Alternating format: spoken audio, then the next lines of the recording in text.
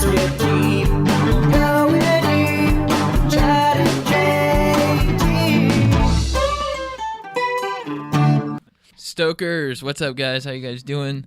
Welcome to Going Deep with Chad and JT. This is Chad coming in hot with my compadre. What up? Hello. What up, Stokers?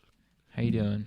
I'm doing well, man. I have a little bit of a cold that I'm shaking off, but it's shaking off, so I should be good. Yeah, you seem to have recovered fairly quickly. Yeah, it was rough 2 days ago, and I definitely hate being sick, as does everyone, just because it's like there's so much shit you want to do, and like you're just not supposed to do it. Yeah. So I have to sit with my feelings. Yeah. Which is the most uncomfortable part. It's like a hangover, but you're not really sure when it's gonna end. Yeah. You're like, hopefully this Dayquil or the NyQuil will take care of it, and then you wake up and you're like, fuck. I want to get back in the gym quick. It's good too. My girlfriend, like, she's like on me. She's like, make sure you're taking counterattack. You can take up to 8 pills a day. She like basically like hands me the Mucinex, and I'm like, all right, Nice. fine. Yeah. Yeah, because my like default would be like, just drink some tea. Yeah. Someone was like telling me that the key is just take a day and just lay in bed all day. Don't do it. Like, just don't do anything so you can get over it quickly, as opposed to just prolonging it by doing whatever. Yeah, just rest. Yeah, because that's the key. The Lord built the earth in 6 days, and on the seventh day, he kicked rested. it. Yeah. He's like, I'm gonna I wonder kick what it. God was doing when he was resting. Probably jagging off. Whoa, sacrilege, dude. I want to say that you about think the Almighty. Lord was unloading one? Dude, I mean, he probably went no fat for those 6 days. I'm just gonna say he probably went no jagging off. He was full as fuck, and he's like, I need to release. Dog, as a child of Catholic school, Yeah. and someone raised in the Lord. Well, what I do, I'm just speaking my truth, and if I can't do that here, then what is this? Where did the semen go after he spewed? Oh, maybe it's the clouds. Those look like jizz. Whoa, dude. Yeah.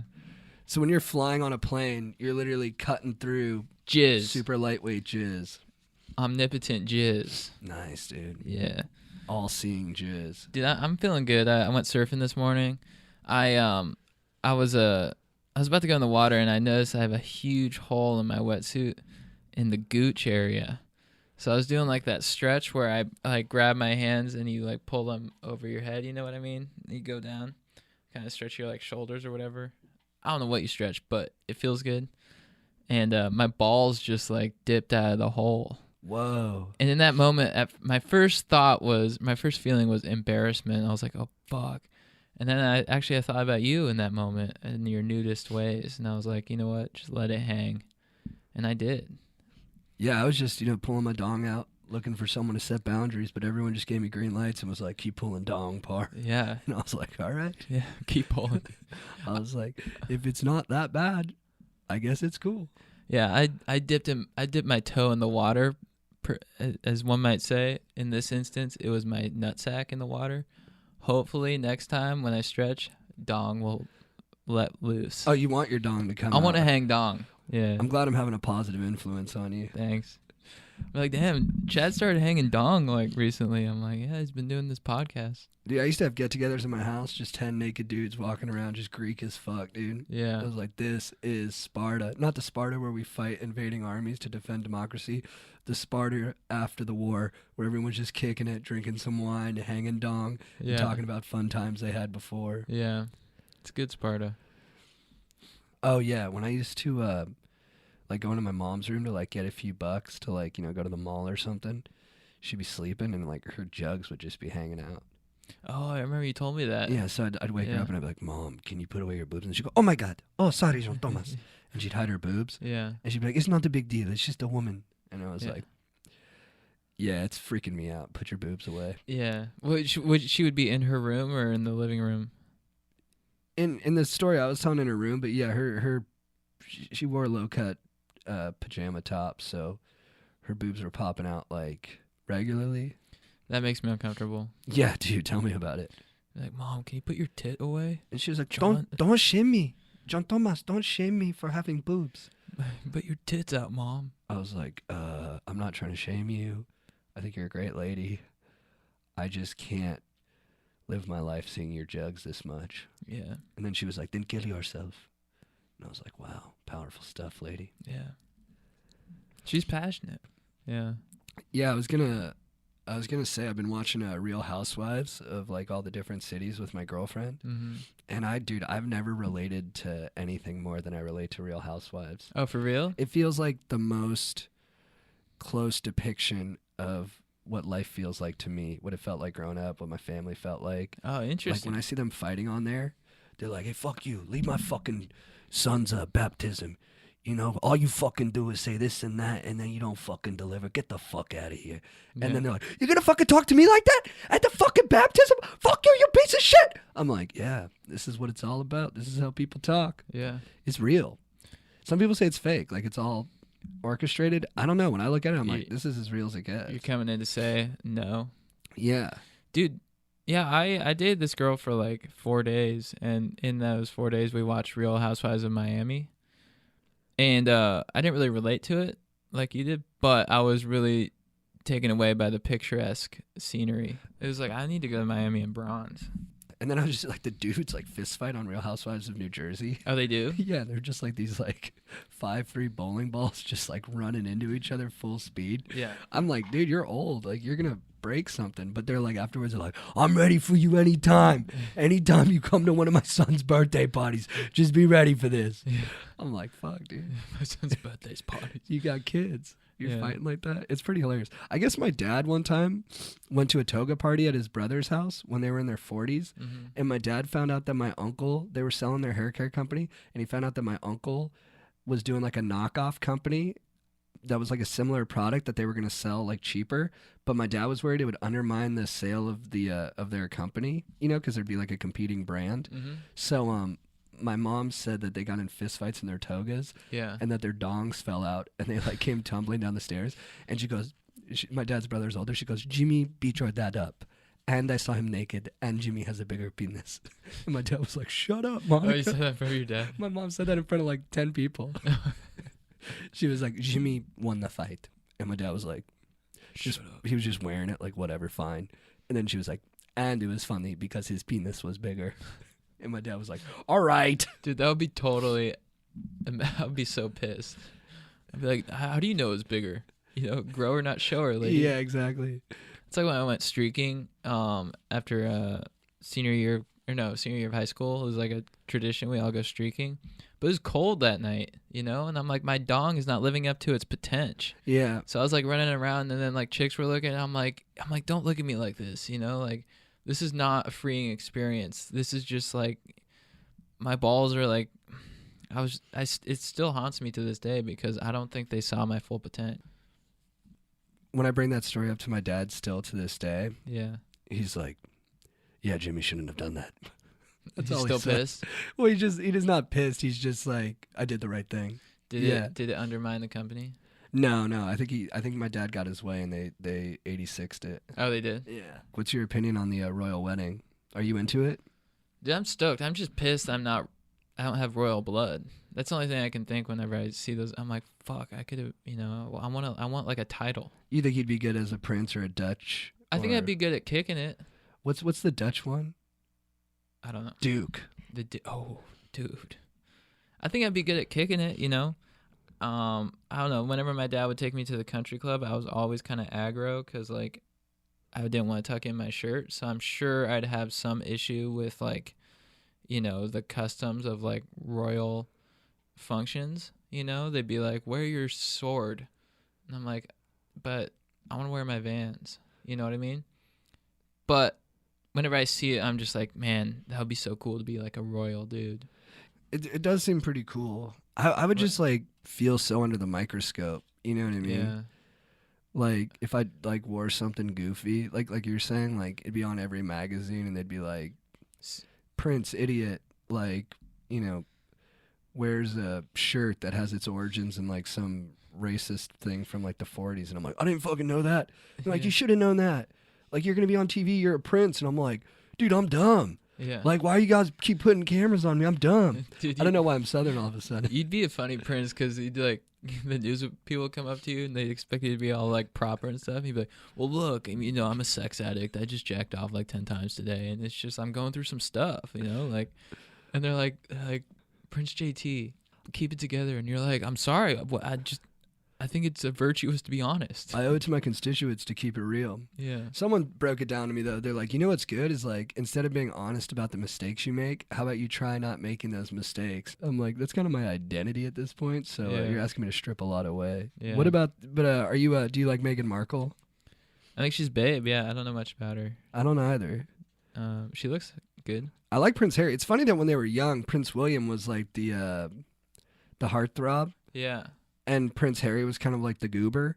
And then as they've aged, Harry's like the heartthrob, and William like looks like 80 years old. He's like 30. Oh, I thought Harry was always kind of the badass.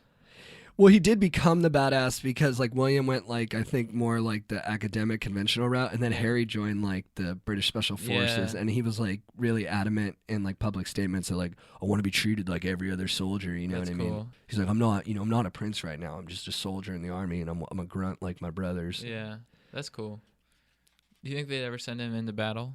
It's tough to say because like I read this like Winston Churchill biography that like kind of stripped down some of the narrative fantasies that he kind of helped perpetuate, like that he was in this when he like got deployed when he was in the army or when he was a journalist to like it was India or somewhere in Africa, and he was in jail, and they're like, and he broke out of the jail and escaped. Mm-hmm. And then in the biography I read, they're like his family paid for him to be able to leave, Yeah, and then he made it look like an escape so he'd have a better story to tell when he got home.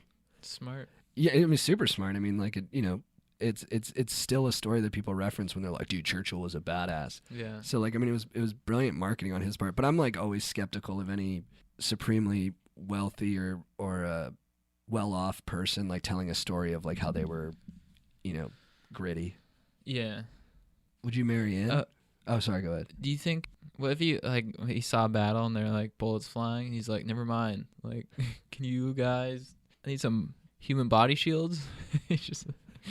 They'd be like, yeah, fuck this. I'm gonna go back to the castle. I would like a ceremony before I leave. Let's have a nice party, shall we? What about sports betting being legalized across the United States? I didn't know that happened. Yeah. That's cool. Yeah, they legalized sports gambling. I didn't know that was I don't know anything about that world.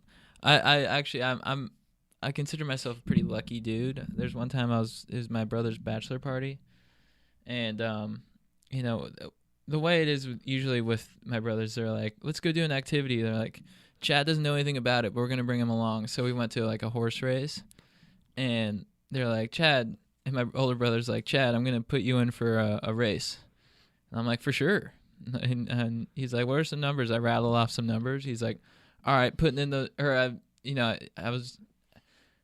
he was just horse names, whatever. Again, I'm not familiar. He just did it all for me, and I ended up winning the superfecta, which is like the hardest thing to win. And they're like, damn, Chad, how'd you win that? I'm like, I'm just a lucky dude, I just didn't really think about it, I just sort of won the superfecta. Like, it's pretty tight.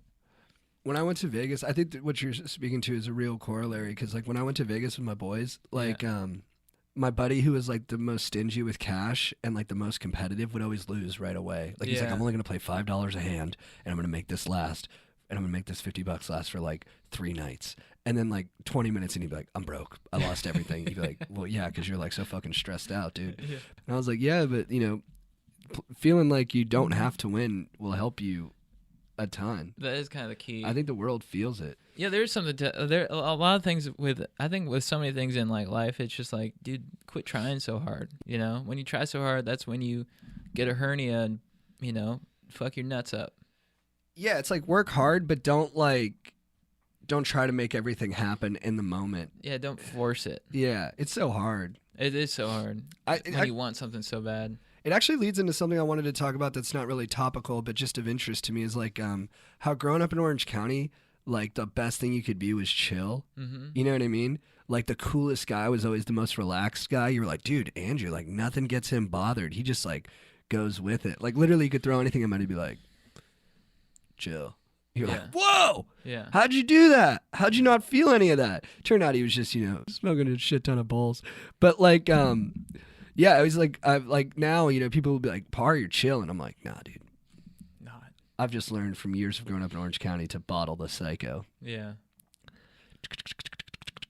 Bottle that. Yeah, you always call yourself a psycho, and I'm just like, dude, you're fine. You're like, no, I'm bipolar. I'm like, are you? I think I'm just giving myself a wider berth to make mistakes. Yeah. Yeah. I'm like, oh, you are bipolar. Oh, Yeah, okay. Yeah, you did forget to grab me that coffee when he said he'd grab me one. I'm Yeah. like, yeah, I'm bipolar. Yeah. Yeah, I don't know why people don't use like that stuff more to their advantage. You know what I mean? Like Yeah. you could get out of stuff so easily if you just leaned into like whatever ailments you were dealing with. That is interesting. People are like, no, I don't want anyone to know. I'm like, dude, it's a gift. I'm perfectly healthy. I'm like, you've got a goiter the size of a cantaloupe coming What's out a of your neck. goiter? It's a fucking ball that grows out of your fucking neck. I don't know. That's a great word, goiter. Yeah, dude. I love that. Dude, what's that goiter? Fuck, I don't know, man. It just fucking grew. It's like Tight. some nickname a dork. Hey, goiter, get over here. Sorry. Goiter, get over here. What up, dude? Hey, what up? Goiter, where were you today? Oh man. My dad got pissed at me, dude. I fucked up bad, dude. I left my room a mess and I accidentally peed on the floor instead of in the bathroom, and my dad is fucking mad, dude. Goiters, you know, the only reason you're friends with us is because we make you do crazy shit. Oh, yeah, but the only reason I'm friends with you guys is because you make me do crazy shit, am I right? Yeah, so I think today, how about you go put a dynamite stick in a cow's ass? Yeah, dude, I know just the dynamite stick and I know just the cow's ass. You do? Yeah, bro. Oh, he doesn't know how cow's ass is. Oh, yo, he's stupid. Also, can you pick us up some Taco Bell? Yeah, bro. Goiter's on it. Goiter, Yeah. chug 8 liters of soda right now. Oh, dude, I was about to do that anyways. Yeah, bring it over, bro. What is that, Dr. Pepper, dude? Yeah. Oh, wait, did you tell me to chug it through my butt or through my mouth? Through your butt. Yeah, I figured. We established this 3 days ago. You don't chug anything through your mouth, Goiter. Goiter accomplished. What do you think about this whole China-U.S. Trade war? I was going to consider it for my beef of the week. Oh, is it your beef of the week? No, I was considering it. But then I was like, you know what? Chad, keep it local. Have you read into it much? No, not really. Have you ever heard Jermaine talk about Chinese tools? No, what does he say? They're garbage? Yeah, he's like, was that Riboni? He's like, is that a fucking Riboni saw? Dude, look at these idiots cutting wood with Riboni saws. Why don't you go American, you fucking assholes? This is why I voted for Trump. Are the American tools better? Apparently. He says the Chinese ones break down all the time. Interesting. It's not because maybe he's a little bit racist, but like it's also he says that he's had bad experiences. Dude, one time we were in Nevada when we were driving through, and I was with my dad and my brother, and like there was a fireworks stand. They're like, dude, let's stop at the fireworks stand. So we stop at the fireworks stand. And my dad's like super cautious, and he's like, yeah, there are a lot of rockets here. Could these light a house on fire? And we're in this like old kind of like fireworks shop, and this old guy in like a rocking chair in like the corner, like the dusty corner. We didn't even know he was there. He like stands up and he looks at us. He's like, "You're goddamn right they can." And we're like, "For sure, dude." And then he sits back down. Dude, I think there's people like that peppered throughout the world who like are their role, Yeah. their destiny is to give ominous warnings to naive people. That was totally his role. Strider's brother one time told me he was playing racquetball Mhm. and they weren't wearing glasses or goggles, and this guy came up and was like, "Wear glasses," and they were like, "What?" And they turned and the guy had one eye. And he just disappears after. yeah, but the thing is, like, you don't even know if he lost that eye playing racquetball. Yeah. You know what I mean? But it works for anything. Yeah. You know, like you could go up to a guy fishing and be like, "Hey, watch the way you're throwing that lure." Yeah. You're like, "What? I know how to throw my okay." Yeah. Dude, I was driving in the car. This isn't a current event, but I was driving in the car yesterday, and dude, Pink has some jams, man. For sure, for sure. I heard 2002 jam, Just Like a Pill. It's her best song. I was driving yesterday, Sirius XM, that song came on, and I was like, oh fuck, Pink, you know how to rock it. It's a very, very good song. Yeah.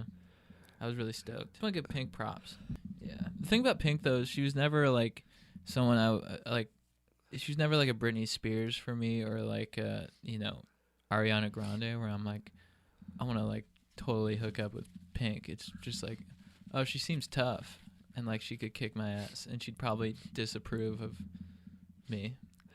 I think she'd like you a lot. She talks about in one of her songs. She goes, "I hate that damn Britney Spears. She's so pretty." That was like her being vulnerable. Oh yeah. She told the world, like, "Yeah, I do wish I looked like Britney Spears." Dude, Jessica Simpson and Dukes of Hazzard. Yeah. That was insane. That music video. Unbelievable. I watched the trailer for that movie. I was like, I can't go see that in theaters because I'm gonna have to like bail to the bathroom to unload some feelings. Yeah. That means jag off. Because she's too hot. Yeah. She's too hot. Then John Mayer got in all that trouble because he did an interview and he was like, "Oh man, when I dated Jessica Simpson, she was sexual napalm." He said that? Yeah. That's so funny. He got in trouble for it. Sexual nape. That doesn't seem that offensive to me. Nah, but you shouldn't be talking about what it was like to bone a chick to the whole world. Yeah, I guess you wouldn't go on the Today Show. Yeah. We got a new segment, guys. We're doing a new segment this week called the Movie Quote of the Week. It's our favorite movie quote from the past week. My movie quote of the week...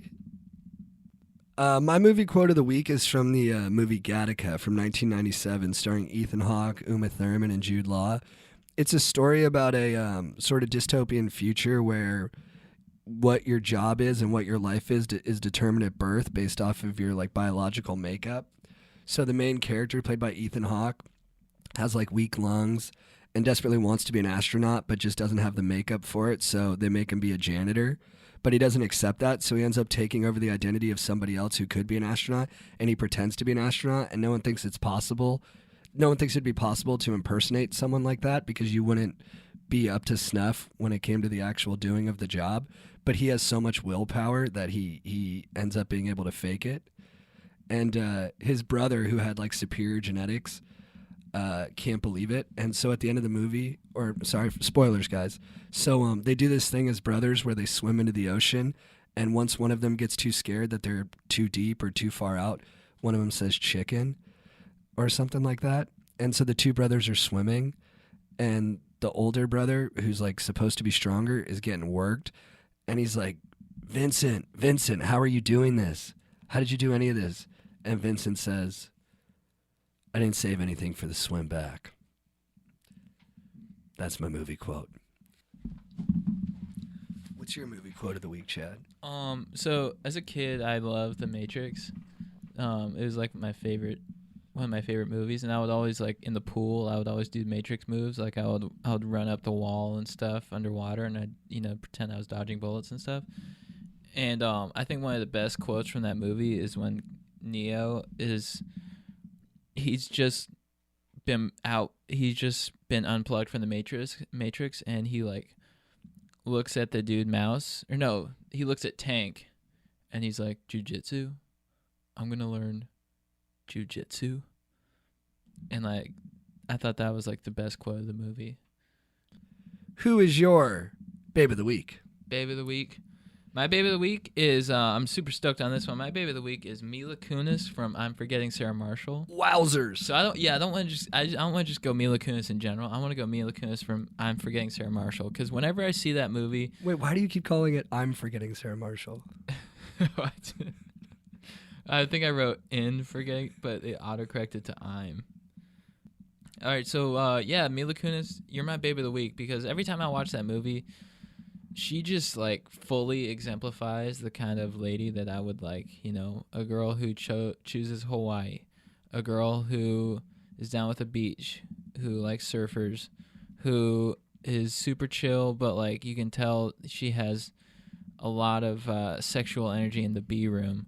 A girl who, just really, when you like kick it with her, she just like she has this like look of understanding, but like super cool and like just like so hot. And it's just like every time I watch that movie, I'm like, Mila, yes, you portray the ideal lady, So you're my babe of the week, because it's just you really just like killed it in that movie, and you really just made me yearn for true love.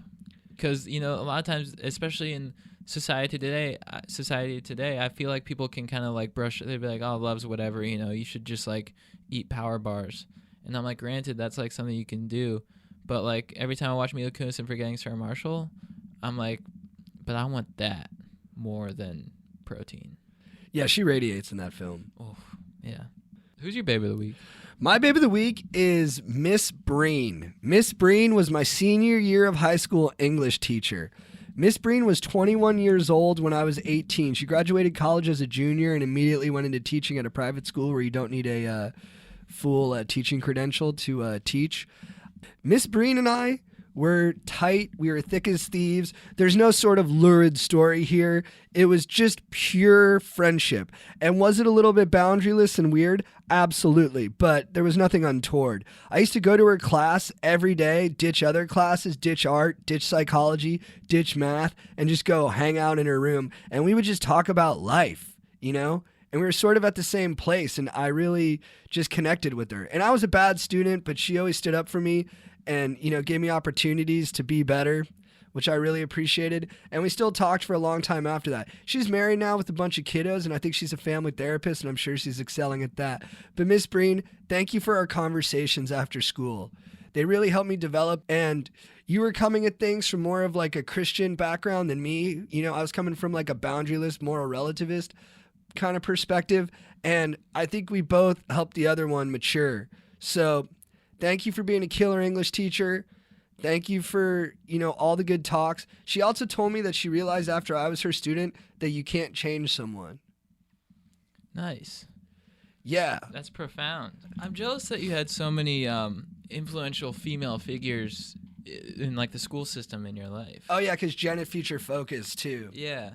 I feel like Well, I was so scared of chicks. I needed some women that I could be honest with. Yeah. I think I had some kind of like macho-ness about me where I was just like, if I'm talking to a chick, it's because it's sexual. I never, I don't think I was mature enough to be like, she can support me and like, mentor me. I was just like, I'm hanging out with dudes and my bros. Although I do have my sisters and my mom, and I love them so much, so maybe that's all I needed. I think I felt so much pressure to be a Lothario, to be a Class A dick slinger, that the fact that I wasn't was a point of great shame for me. So it's nice to have some older, more mature women who could see that in me and kind of say, hey, even though you're not like filling dong bags, you're still a good dude. Dude, having dick slinging aspirations and not fulfilling them and just sort of leaving them lingering out in the ethos is like can really put a damper on your whole just ego and just psyche. You're like, I'm supposed to be slinging cock, but now I'm just slinging like video games. I remember one time I cried to Miss Breen. I said, my dad wants me to fucking be getting laid all the time, and that's just not who I am. I actually don't think my dad cared that much. Yeah. I think he just wanted me to go easy on myself. But at the time, I was putting monumental pressure on myself to be the man. Yeah. And with Miss Breen, I could let go of that. But I was still the man. At dinner, was your dad like, so JT, slinging dick? Yeah, my dad would be like, so boys, you laying the pipe? Yeah. And I'd be like, in my head, I'm like, oh, fuck, I'm not laying any pipe. I've never laid pipe. Yeah. I was like, were you honest? I'm afraid. No.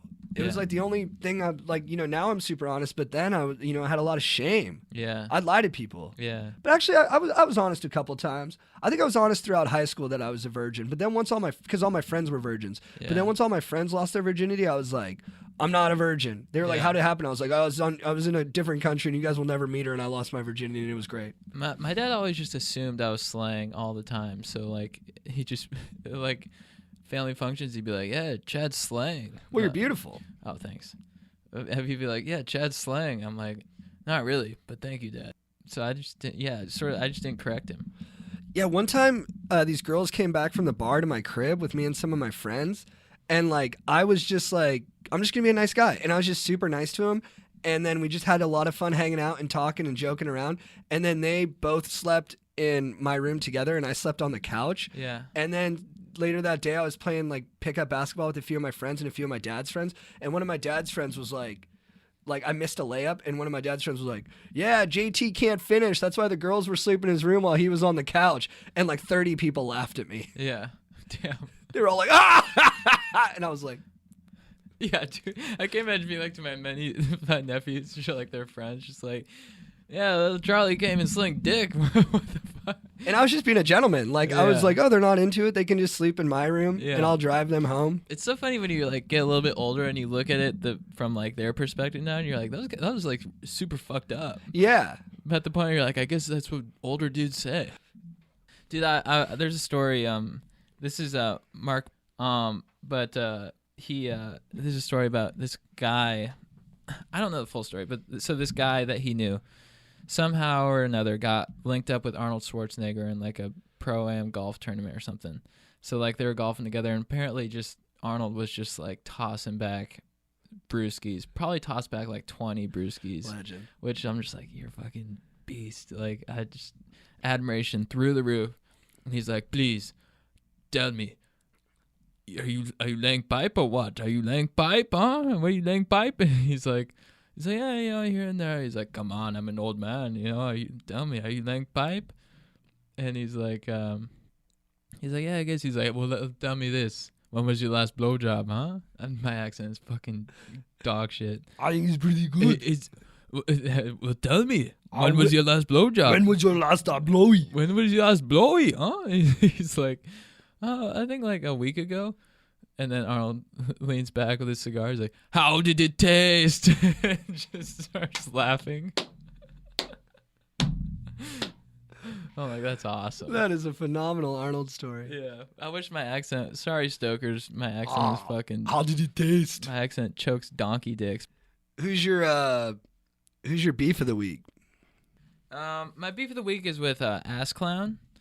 Ass Clown, he so senior year of college, we Ass Clown, he drove a classic Honda Civic around like 2,000 times. So the ones you see in Fast and the Furious, super stoked on it. That's when they had their best body types, no doubt. Yeah, and it was a piece of shit though. Like he didn't trick it at all. Like literally, when you drove, the muffler would scrape on the street, and you just hear this. And he's like, "We're like, what is that?" He's like, "It's a muffler, dude."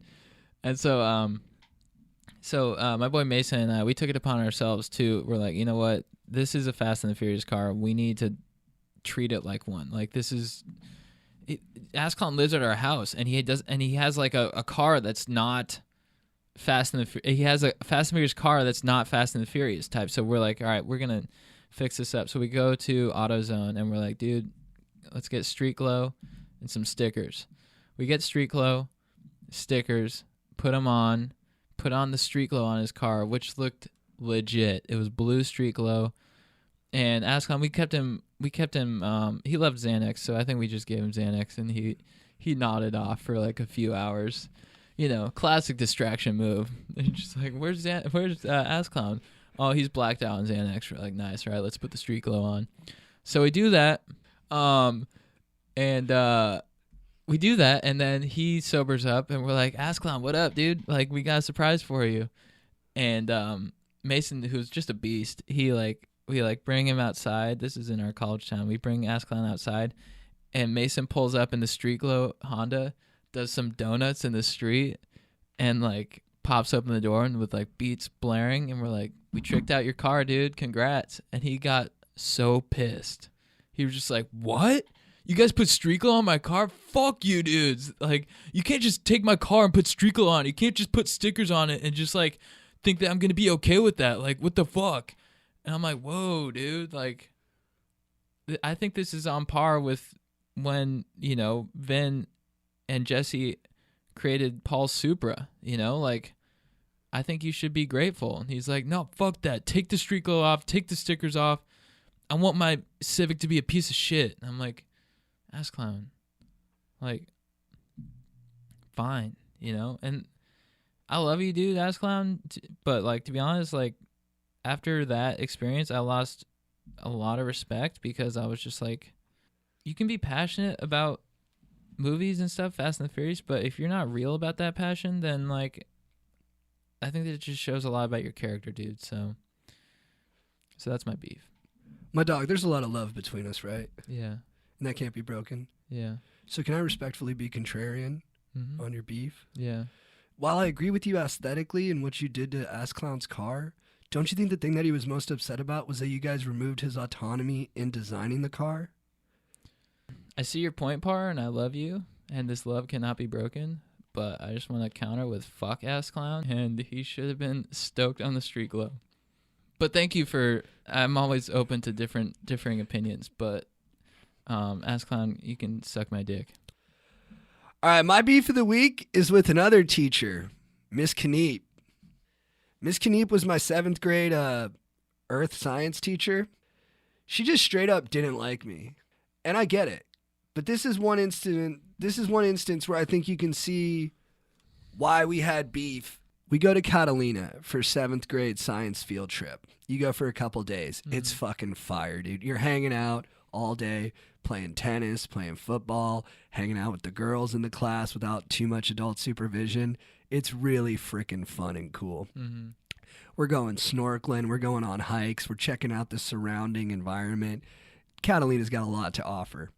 Not to brag, but I also led a raid of the girls' cabins on the second night. You dog. You fucking dog. I remember being out in front of about 75 7th graders. I started in the front. I was the slowest kid in the class, so by the time we got there, I was last. Yeah. But that was just a fierce feeling of like William Wallace type, empowerment, where I was like, let's go! And then we just bomb rushed the girls' cabin, ran through them, and all the girls were like, but having the time of their lives, and we were just ransacking. Who knows what we were looking for? And I was the last one back. I stayed behind enemy lines. I hid under a bed, and like all the girls were in their room like, I can't believe that. Did you see they all came in here? And I just started giggling my face off, and they were like, oh my God, JT's still in here. And like 8 chicks beat me up, and I was like, oh, come on, ladies, relax. And they were all chucking me out of there, and then the teacher like grabbed me by the ear and was like, get out of here. But even the teacher had like a wicked little smile, like, that JT's incorrigible. And I'm like, what up, dude? I'm just trying to have a little fun on Catalina, whatever. It's all good. Other minor thing that happened when I was there, this one kid, Josh, was you'd pick your tennis partners, and I kept getting picked because I'm pretty good at tennis. And then Josh said, we only pick JT so that he'll be our friend and make us popular. And I got super pissed, and I was like, fuck you, Josh. I'm good at tennis. Don't ever talk about me like that again. And then he was like, fuck you, dude. I'm just telling the truth. And I was like, that's your truth. Don't fucking project that on the rest of the class, bitch. All right, my serve and volley skills are fire. And I fucking huddled up into a ball, and I was like, who am I? All right, that's probably getting cut. But here's my... Keep that in. That was fire. Thank you, brother. So here's my beef with Miss Kneep. We're sizing up for the last day. The last day is valuable. Time is of the essence. Everyone gets to pick what their activity is going to be for the day. I'm like in the back 80th percentile of the line, so I'm not going to get first dibs. I get up to the front. Your options are hike, like microscope, kayaking. Everyone wants to do the kayaking. There's only one spot left on the kayaking. There's like 20 kids behind me. I'm looking at like 7 of my 7th grade teachers. I am the biggest troublemaker in class. I have a horrible reputation. I have a 1.0 GPA. I look at the teachers. I look at all the kids behind me, and I go, does anybody want the last kayaking spot? So I basically offer it up to other people. The teachers go, JT, wow, you are a sweet kid. The priest goes, I have to tell you, this was the one who ended up being a molester. He goes, JT, sometimes you just do the sweetest things I've ever seen. You're a good kid. Then Miss Kneep goes, he's a manipulative little weenie. Don't believe any of it. Miss Kneep was right. I was virtue signaling. I wanted to look like a good person to the teachers and to the kids. There's no doubt she nailed me. But the optics of it were terrible. The other teachers were like, Jesus, Kneep, chill out. He's 12. And I signed up for the hike and I walked away. But the thing is, her beef with me was right. I was trying to look like a good dude. But when you're a teacher and you're calling out a 12-year-old when you call a 12-year-old, what am I trying to say? There's no good way to say you think a 12-year-old's a shitheel of a person. And so I just walked away. And Kneep, we beefed. We both saw each other. I saw me and you saw you and me. And a few years after I graduated, she sent me a Jimi Hendrix movie on VHS and said, "Hey, I hope you're well. I think this movie's the real deal. I think you'll really enjoy it." So thank you, Kaneep, for extending that olive branch. I never watched the Hendrix movie. I don't even know why you thought I was that big of a Jimi Hendrix fan. I don't think we ever talked about it, but I appreciated the gesture nonetheless. Komet, as you did for me, can I present a contrarian POV? I'm super Volans right now, but yeah, hit it. Don't you think maybe you should be grateful to Miss Kaneep for exposing your true self so you could be more honest to the classmates? Chad, I think you're too smart because you're seeing actually what I'm feeling, which I'm thankful to her for doing that because she laid bare what was obvious. And I want to live with obvious truth. All right, my dog, who's your legend of the week? My legend of the week is Ass Clown. Yeah. Ass Clown, dude, you're a fucking beast.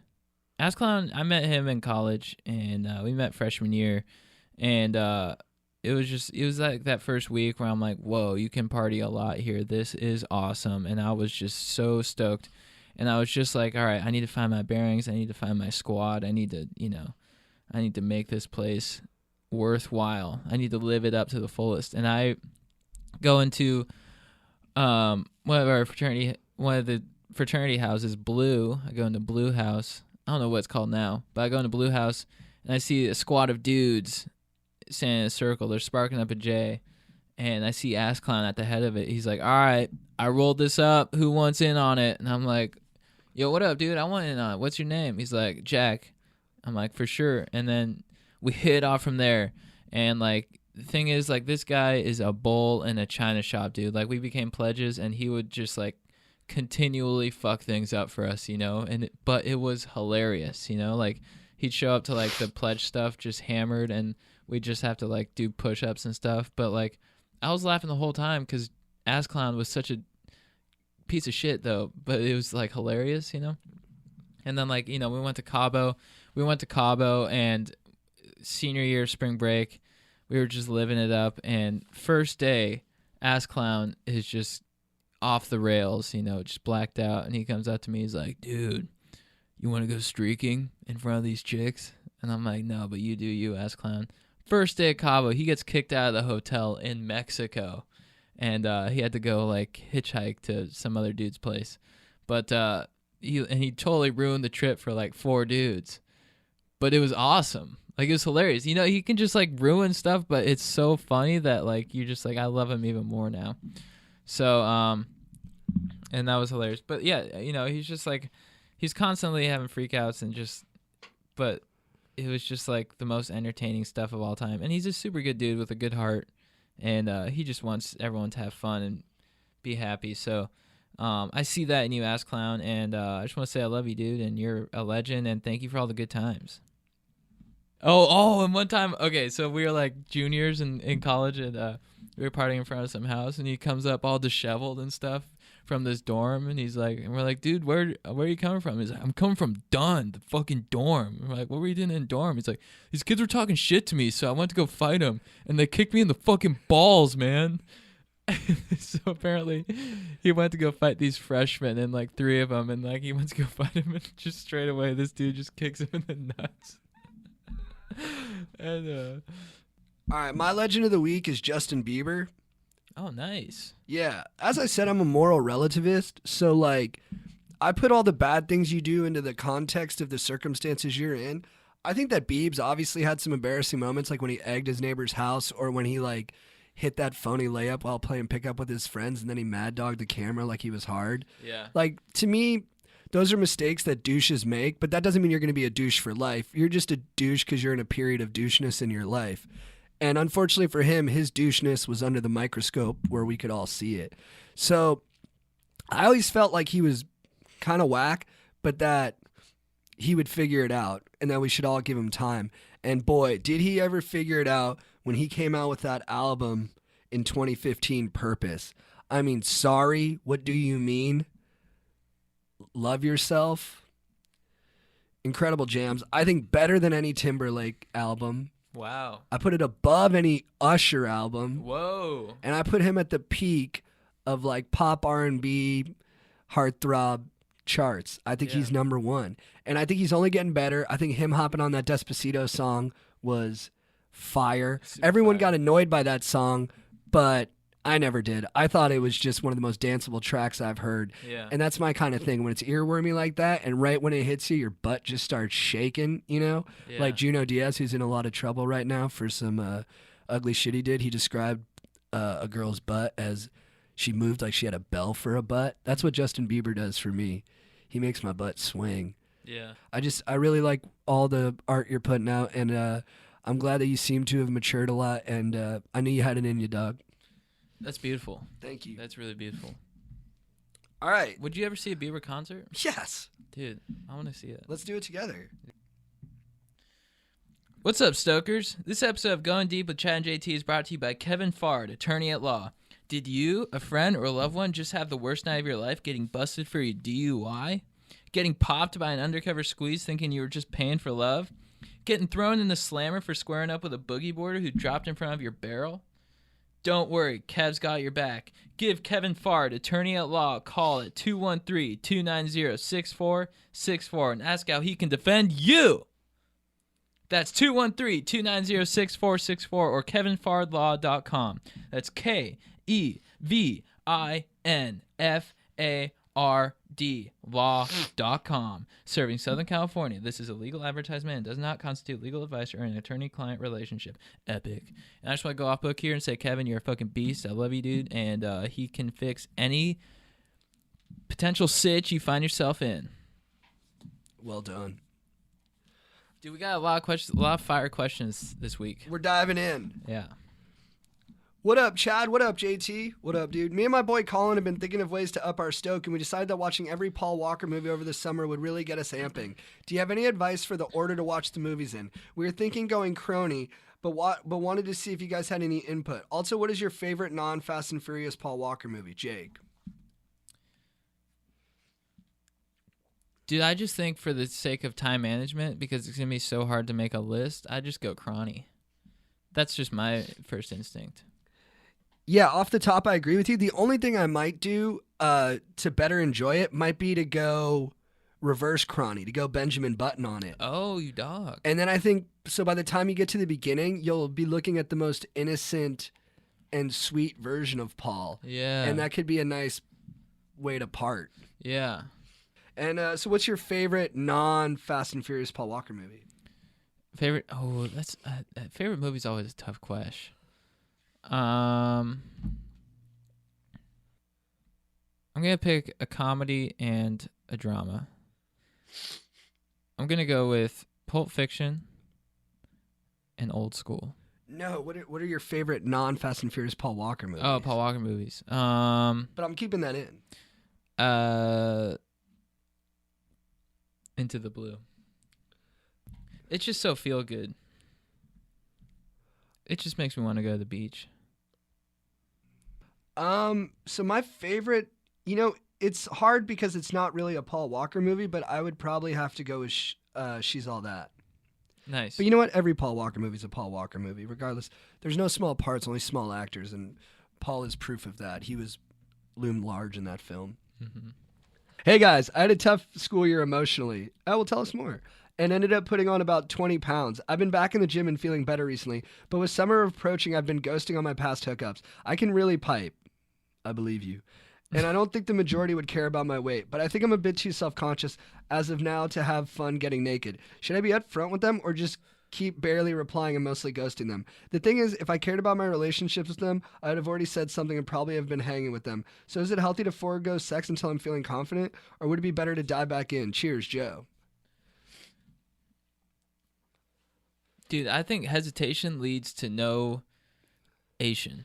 I would just dive back in, man. Don't let this, because the more you prolong this, the more you're gonna just get more self-conscious, and then you just eventually, when the time comes, eventually when you decide you want to get back in the sack, like I think your confidence is gonna take a major hit. So dude, don't be ashamed of your bod, dude. You don't know how, if someone gives you shit for it, be like, hey, yeah, I'm working through some stuff, but I'm doing intermittent fasting and I'm doing sprints, so I'm gonna be back as a beast in no time. So why don't you go fuck yourself and just hop back in that sack, dude? Be proud of who you are. Love yourself, dog. Yeah, dude, from the way that you're writing this, I can tell that you still have a pretty good body. I think the sexiest thing you can do is not be self-conscious about how you look, because here's the thing, everyone's self-conscious about how they look. So if you go into these situations with these ladies and you feel total comfort with their body, you unwittingly give them like a green light to feel totally comfortable with their body. And that's what really makes for great sex, is people who are comfortable with each other. What up, Chad? What up, JT? Embarking on a journey of love. I found myself talking to a total hog. Hogs are what my closest colleague and I call babes. Shout out Corey. Yeah, I don't think you should call them hogs. When I read that too, I was like, hog? I think it's refer to a dong. Yeah, it's just kind of an ugly word. But here's what I got hog-tied in a bit of a predicament. So this babe and I were totally kicking things off straight until this dude asked her to prom, which she said yes to. I thought that it was for my chances, so I moved on and started a conversation with this other girl who I've had a great time hanging out with. But it turns out the first girl has a crush on me, and so does the other. I hate having to choose between the two because they're both such great girls, and I don't want to hurt either of them emotionally. What do I do? Do I keep playing the game and talking to both of them, or do I pick one and hope it plays out? If I pick one, who do I pick? I've been torn about this topic for the past few days, and I'm afraid time's running out. You guys are both great philosophers of the modern age. True. And also seem to be masters in the art of love. Not quite. Yeah. So I hope you can guide me to ride the proper wave here. P.S. Love the sick pod. Listening to you guys every Wednesday gets me and my boys stoked for the weekend. Not mad, sorry. To put back some stones. Thanks for all the great energy, Nathan. Did he give details as to either one? No. He's just like, which do I pick? Yeah. Well, I mean, it's high school, so you can, like, go to a dance with one girl and end up with another girl. But I did that one time, and it really hurt the girl's feelings. Yeah. And in retrospect, I was sort of a douche. Yeah. Like, I was riding high off the hog. Whoa, accident. Because I had one Winter Formal King that night. Yeah. So I was feeling no pain. But in retrospect, it was super insensitive. Yeah. And the girl I ditched was the queen. And I ditched her to hook up with another girl. Yeah. I ditched my queen. Just hearing you talk about it sounds like a bummer. And the other one, she chose to go with, whoever asked her. So, And the truth of it is, dude, it's high school. So, like, everybody's boundaryless. Like, you and this other girl might end up together. But just make sure you treat the girl you don't pick with respect. You show her a good time. And you give all of yourself to the moments you guys have together. But not in a way where you lead her on. I know it sounds tough. That's what's needed. Good stuff. What up, boys? Hope you're having a stoked day. Thanks. Thank you, we are. First of all, your podcast is a fucking beast, and I became extra stoked to learn you guys get as motivated from David Goggins as I do. I'm writing to you guys because I find myself in a situation where I am best friends with this girl and we are tight on all levels. But I want to take it to the next step, but don't know how to do it in a way where I don't ruin our friendship.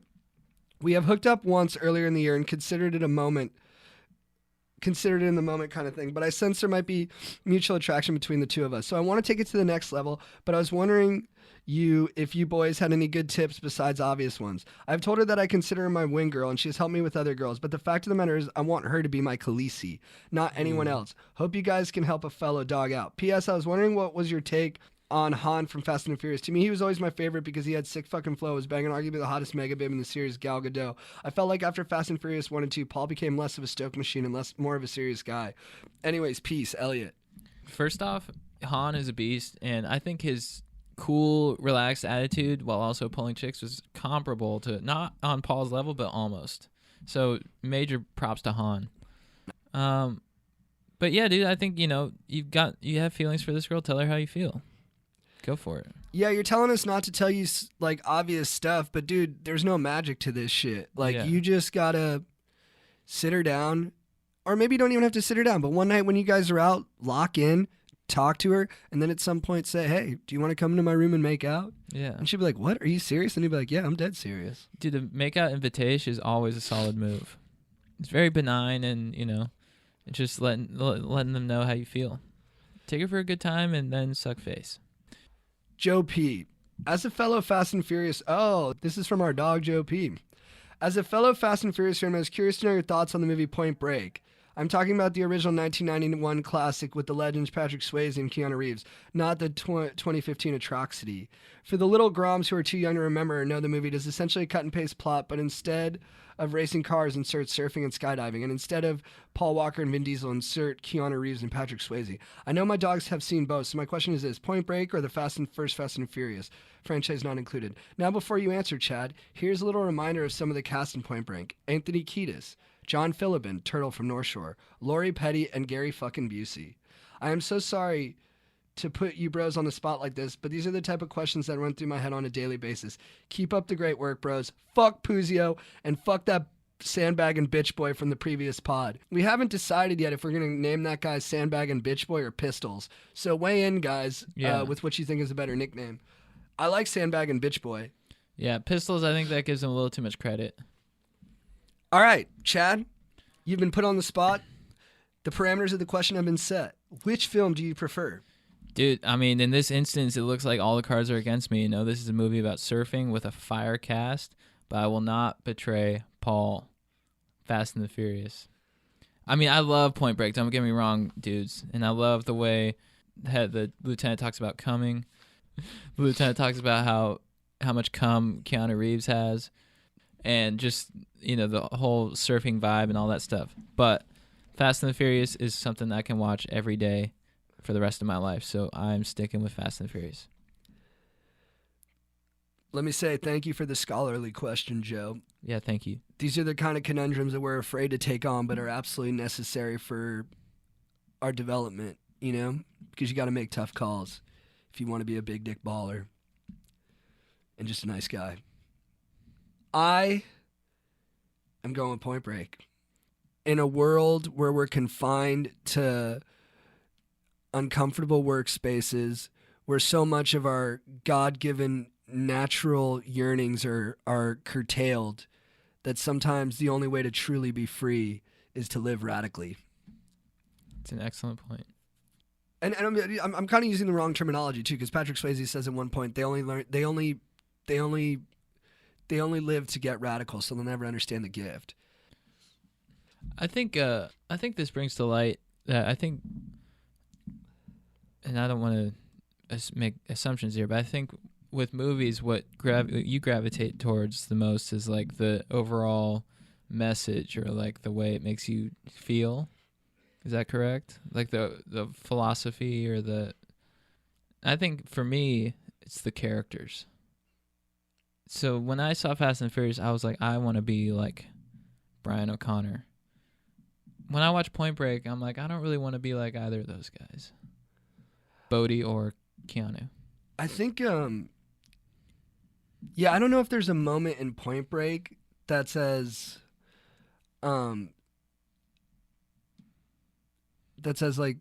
like a kind of poignant as when Vince talks about when he attacked the guy who killed his dad in the race, you know, and he talks about his 10 seconds of freedom. Hey, bro, so recently in firefighting training, I had a really bad injury. I'm sorry, man. Thank you for what you're trying to do. That involved me degloving my heel and almost losing my foot. Wow. I've already had 2 surgeries, and I'm on my way to a full recovery, most likely. Because of this injury, I'm on bed rest and can't do very much. It's already been 5 weeks of just being in my room, which sucks because I am not a homebody. The first few weeks were nice and restful, but recently I have started to get really frustrated that I can't do anything. You guys have any tips on how to keep my stoke up in the painfully boring time? Love you, bro. Alex. I think I would look to you in this instance because of your extensive vocab. I'd say hit the books, my man. Get educated. Yeah, dude, read Barbarian Days. It's a memoir about surfing and growing up, and it's really well told, and I think you'll relate to a lot of it, even if you're not a surfer. Really getting a good story, you'll feel like you're kind of being taken away. One of my biggest regrets is I didn't read as much when I was a kid, so hit those books. Get learned. And chicks are impressed if you read. What up, bros? I got a serious situation on my hands. Ever since I came into this world, my stoke sack has always been a little empty. In other words, I only have one nut. I've kept it a secret all of my life until one wild night with the boys. They were blown away by the fact that I've been lugging around one massive stone the whole time. They think it's awesome and love to crack jokes, which honestly has made us closer. No girl has ever known, though. I guess it really isn't that noticeable, given the fact that the few women who have played with my paddle ball set haven't said anything.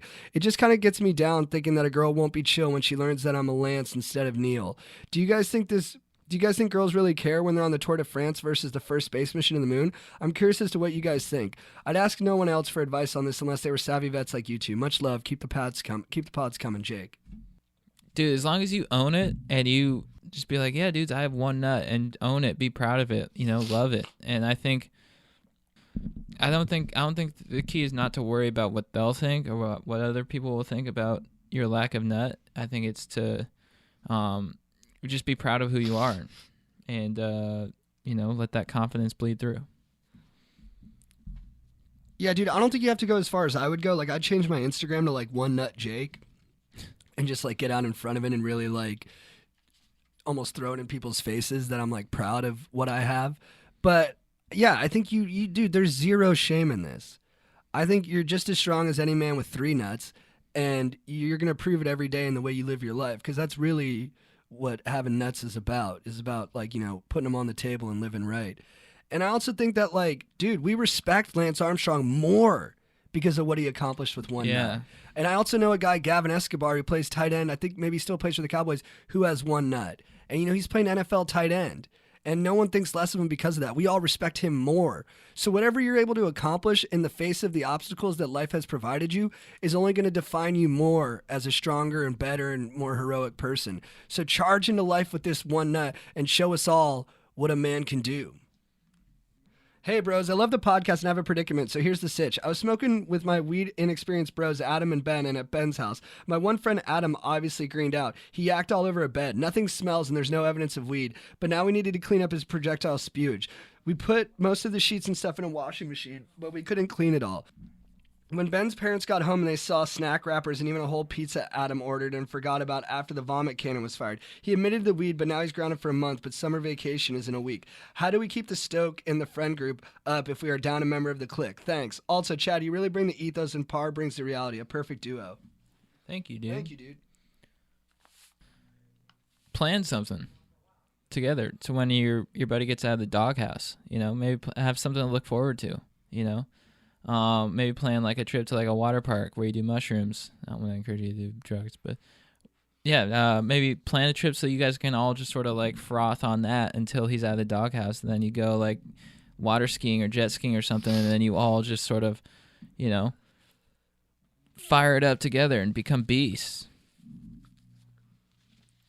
JT? You're down a man, so every dude in the crew brings their own unique skill set and their own unique attributes. So everybody in the crew is going to have to personally chip in emotionally, personally, socially to make up for the loss. And you guys are just going to have to congeal as a new team and still win ball games while one of your studs is away. That was beautiful. And make sure, keep him abreast. Don't forget about him when he's grounded. He's going to be feeling isolated. So, make sure you're texting him and, not like giving him FOMO, but definitely trying to let him know that he's gone but not forgotten, and that you guys are eagerly awaiting his return. And then also, if you guys step up in his absence, then when he comes back, the whole team will be stronger because of it, and you guys will be able to do even more work out there in your world. As always, this podcast is brought to you by Douglas Lubricant. If you're boning, make sure you bone with Douglas because that'll make it smooth. And thank you guys so much for writing in. Make sure to join our Patreon for bonus content. Keep writing reviews. We love those. Keep writing in questions. Sorry if we didn't get to yours. We're trying to get to them all. But there are a lot of questions, so we're working towards it, my dogs. And stay stoked, guys. Thanks so much for tuning in. Episode 19? Yes, sir. Episode 19 of the Going Deep with Chad and JT podcast. Later, dudes. Sorry for my snivels. What's with deep? Going